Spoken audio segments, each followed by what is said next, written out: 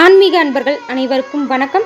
இந்த வீடியோவில் விநாயகர் சதுர்த்தி எப்பொழுது வருகின்றது, விநாயகர் சதுர்த்தி அன்னைக்கு ரொம்பவுமே எளிமையான முறையில் நம்மளுடைய வீட்டிலேயே விநாயகருடைய விக்கிரகம் இருந்ததுன்னா அபிஷேகம் செய்யும் முறைகள் மற்றும் பூஜை செய்யும் முறை பற்றி செய்முறை விளக்கத்தோடு தெரிஞ்சுக்க போகிறீங்க.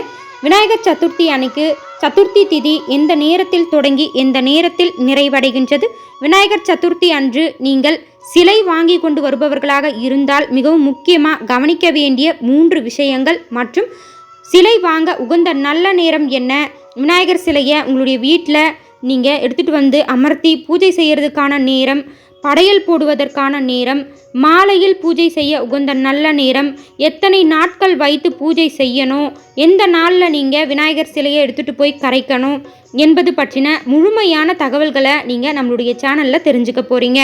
நம்மளுடைய சேனலை முதன்முறையாக பார்க்குறவங்களா இருந்தால் மறக்காமல் சப்ஸ்கிரைப் பண்ணிக்கோங்க. அது மட்டும் இல்லைங்க, நம்மளுடைய சேனலில் இருக்கக்கூடிய வீடியோஸ் உங்களுக்கு பிடிச்சிருந்தா மறக்காமல் ஹைப் பட்டனை கிளிக் பண்ணி விடுங்க. நம்மளுடைய சேனல் நிறைய பேருக்கு சஜஷனில் போகும், சேனலினுடைய வளர்ச்சிக்கு ஒரு நல்ல உதவியாக இருக்கும். வாங்க வீடியோக்குள்ளே போகலாம். எப்பொழுதுமே விநாயகர் சதுர்த்திக்கு நீங்கள் சிலை வைக்கிறதாக இருந்தாலும் சரி, இல்லை படம் வைத்து வழிபாடு செய்வதாக இருந்தாலும் சரி, மனை வைத்து மனை மீது அரிசி மாவால் கோலம் போட்டு அதற்கு மேலே தான் நீங்கள் விநாயகருடைய சிலையையோ அல்லது திருவுருவ படத்தையோ வைக்கணும். நான் இப்போ ரொம்பவுமே எளிமையான முறையில் விநாயகரினுடைய திருவுருவ படம் வைத்து தான் பூஜை செய்து உங்களுக்கு காட்ட போகிறேன். வாழை இலை விரித்து அதற்கு மேலே பச்சரிசியை பரப்பி அதற்கு மேலே நம்மக்கிட்ட இருக்கக்கூடிய விநாயகரினுடைய திருவுருவ படத்தை வைத்து கொள்ளலாம். கட்டாயமாக எல்லாருடைய வீட்லையுமே விநாயகருடைய படம் இருக்கும். படம் இருந்தால் ரொம்பவுமே எளிமையாக உங்களால் முடியாத பட்சத்தில் படம் மட்டும் வைத்து வழிபாடு செய்யுங்க. முடிந்தால் விநாயகரினுடைய சிலை வாங்கிட்டு வந்து வைத்து வழிபாடு செய்கிறது ரொம்பவே நல்லது. விநாயகர் சிலை வாங்கும்போது கவனிக்க வேண்டிய மிக முக்கியமான 3 விஷயங்கள். 1. விநாயகரின் தும்பிக்கை இடதுபுறம் நோக்கியவாறு இருக்கும்படி வாங்க வேண்டும். 2வது, விநாயகர் சிலையை வெறும் கையால் வாங்கக்கூடாது, மனை எடுத்துட்டு போயிட்டு மனைக்கு மேலே வைத்து தான் வாங்கிட்டு வரணும். 3வது, விநாயகர் சிலையை நல்ல நேரத்தில் தான் நாம் வாங்கணும். விநாயகர் சதுர்த்தியானது வருகின்ற ஆவணி மாதம் 11ஆம் தேதி புதன்கிழமை 27/8/2025 அன்னைக்கு வருகின்றது. உங்களுடைய வீட்டில் விநாயகரின் விக்கிரகம் இருந்ததுன்னா விநாயகரினுடைய விக்கிரகத்திற்கு அன்றைய தினம் நீங்கள் வீட்டில் இருக்கக்கூடிய பொருட்களை வைத்தே மிகவும் எளிமையான முறையில் அபிஷேகங்கள் செய்து விநாயகர் சதுர்த்தி அன்று வழிபாடு செய்கிறது ரொம்பவுமே நல்லது.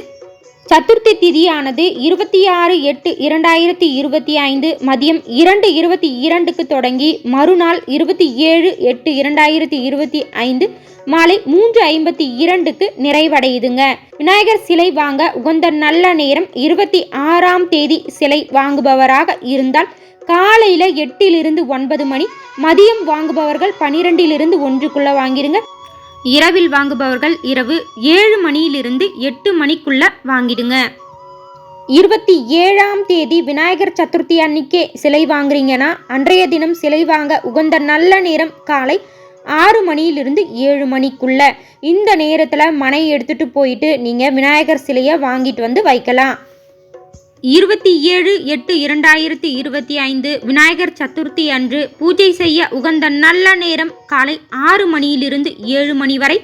விநாயகர் சிலை வைக்கவும் இந்த நேரம் நல்ல நேரம். காலை 9 மணியிலிருந்து 10 மணிக்குள்ள நீங்கள் விநாயகர் சிலை வைத்து வழிபாடு செய்யலாம். மதியம் பூஜை செய்ய உகந்த நல்ல நேரம் மதியம் 1:45 to 2:45 வரை. மாலையில் பூஜை செய்ய உகந்த நல்ல நேரம் மாலை 4 மணியிலிருந்து 5 மணி வரை. இரவு பூஜை செய்ய உகந்த நல்ல நேரம் இரவு 7 மணியிலிருந்து 9 மணி வரை. விநாயகர் சிலையை 3 நாட்கள் வைத்து வழிபாடு செய்பவர்கள் 28ஆம் தேதி பூஜை செய்ய உகந்த நல்ல நேரம் காலை 10:45 to 11:45 வரை, மதியம் 12:15 to 1:15 வரை, மாலை 6:30 to 7:30 வரை. விநாயகரினுடைய விக்கிரகத்தை வைத்து வழிபாடு செய்யும் போது நீங்கள் பயன்படுத்தக்கூடிய தட்டு தூய்மையானதாகவும் புதியதாகவும் இருக்கணுங்க. வேற எதற்கும் பயன்படுத்தாத தட்டாக இருக்கணும். ஒவ்வொரு அபிஷேகம் முடித்த பிறகும் தண்ணீர் ஊற்றிட்டு தான் அடுத்த அபிஷேகத்தை செய்யணும். முதல்ல செய்தது திருநீர் அபிஷேகம், 2வது சந்தன அபிஷேகம். இப்போ நான் சந்தன அபிஷேகம் செய்து முடித்த பிறகு திரும்பவும் தண்ணீர் ஊற்றிட்டு தான் அதன் பிறகு அடுத்த அபிஷேகத்தை செய்கிறேன். 3வது மஞ்சள் அபிஷேகம், இப்படி 5 விதமான அபிஷேகங்கள் நாம் செய்ய போகிறோம். நம்மளுடைய வீட்டில் இருக்கக்கூடிய பொருட்களையே வைத்து நீங்கள் அபிஷேகம் செய்யலாம். இதற்கு கூட பஞ்சாமிர்த அபிஷேகம், தேன் அபிஷேகம் கூட செய்வாங்க. நான் இப்போ குங்கும அபிஷேகம் மற்றும் பால் அபிஷேகம் செய்ய போகிறேங்க. மொத்தம் 5 விதமான அபிஷேகங்கள் செஞ்சுருக்கேன். திருநீறு, சந்தனம், மஞ்சள், குங்குமம் மற்றும் பால். ஓம் கம் கணபதையே நமக என்கின்ற எளிமையான திருமந்திரத்தை உச்சரிச்சுக்கிட்டே அபிஷேகம் செய்கிறது சிறப்பு. 9 விதமான அபிஷேகங்கள், 5 விதமான அபிஷேகங்கள் ஒற்றைப்படையில் செய்கிறது நல்லது. அபிஷேகம் செய்து முடித்த பிறகு சந்தன குங்குமம் வைத்து, விநாயகருக்கு உகந்த அருகம்புல் வைத்து, மலர்களால் அலங்காரம் செய்து விநாயகரை வழிபாடு செய்யுங்க.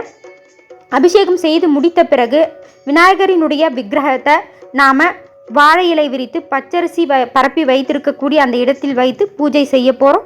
ரொம்பவுமே எளிமையாக நான் காட்டியிருக்கக்கூடிய முறையில் உங்களுடைய வீட்லையும் விநாயகர் சதுர்த்தி அன்னைக்கு விநாயகருக்கு இந்த முறையில் வழிபாடு செய்யுங்க. விநாயகருக்கு மிகவும் பிடித்த அருகம்புல், மலர்கள் மற்றும் பூக்களால் அலங்காரம் செஞ்சுட்டு அபிஷேகம் செய்த நீரை செடிகளுக்கு ஊற்றிடுங்க.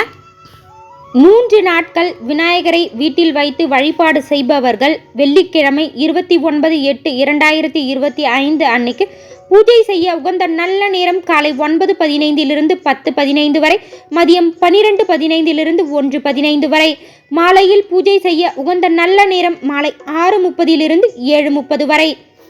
விநாயகர் சதுர்த்தி அன்று வைக்க வேண்டிய நெய்வேத்தியங்கள்: கொழுக்கட்டை, அப்பம், பொரி, அவல், சுண்டல், லட்டு, சர்க்கரை பொங்கல், தேன் மற்றும் பால்.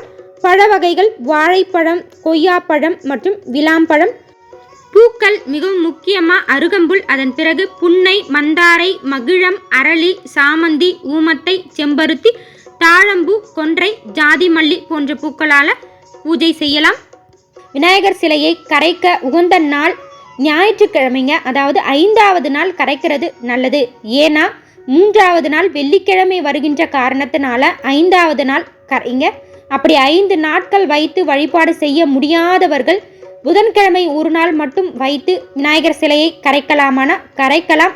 விநாயகர் சிலையை கரைப்பதற்கு முன்பு நீங்கள் தீப தூபங்கள் காண்பித்து நெய்வேத்தியம் வைக்கணும். நெய்வேத்தியம் வைக்க முடியாதவர்கள் 2 வெற்றிலை, ஒரு பாக்கு, வாழைப்பழம் நெய்வேத்தியமாக வைத்து பூஜை செய்து அதன் பிறகு விநாயகர் சிலையை எடுத்துகிட்டு போய் கரைத்து கொள்ளலாம். புதன்கிழமை விநாயகர் சிலை கரைக்க உகந்த நல்ல நேரம் மாலை 4 மணியிலிருந்து 5 மணிக்குள்ள நீங்கள் விநாயகர் சிலையை கரைத்து கொள்ளலாம். 3வது நாள் வெள்ளிக்கிழமை அன்று விநாயகர் சிலை கரைக்க உகந்த நல்ல நேரம் மாலை 4:45 5:45க்குள்.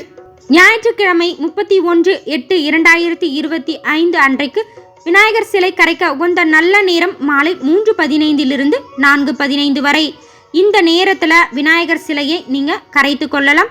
இந்த பதிவின் மூலயமாக விநாயகர் சதுர்த்தி அன்னைக்கு நீங்கள் ரொம்பவும் எளிமையான முறையில் எப்படி வழிபாடு செய்யணும், உச்சரிக்க வேண்டிய மிக முக்கியமான கணபதி மந்திரம், நெய்வேத்தியங்கள், பழங்கள் மற்றும் அன்றைய தினம் நீங்கள் பூஜை செய்ய உகந்த நல்ல நேரம்னு அனைத்து விதமான தகவல்களையும் நாம் இந்த சேனலில் கொடுத்துருக்கோம். நம்மளுடைய சேனலில் நிறைய ஆன்மீக ரீதியான பதிவுகள் இருக்குது, அதையும் நீங்கள் செக் பண்ணி பாருங்கள். இன்னும் ஒரு இன்ட்ரெஸ்டிங்கான பயனுள்ள ஆன்மீக ரீதியான தகவலோட நான் உங்களை அடுத்தடுத்த பதிவுகளில் சந்திக்கிறேன்.